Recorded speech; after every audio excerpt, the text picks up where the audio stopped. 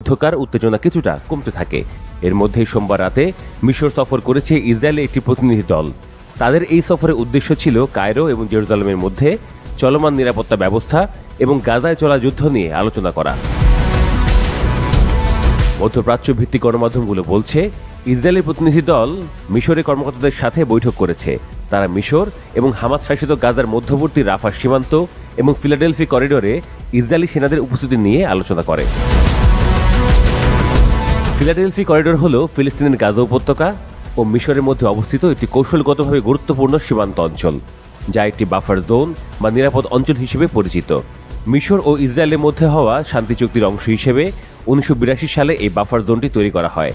গাজায় যুদ্ধের পর ইসরায়েলি বাহিনী এই করিডোরের নিয়ন্ত্রণ নিয়েছে। ইসরায়েলি সেনারা সীমান্তের কাছাকাছি অবস্থান করায় জাতীয় নিরাপত্তা সংকটে ভুগছে মিশর।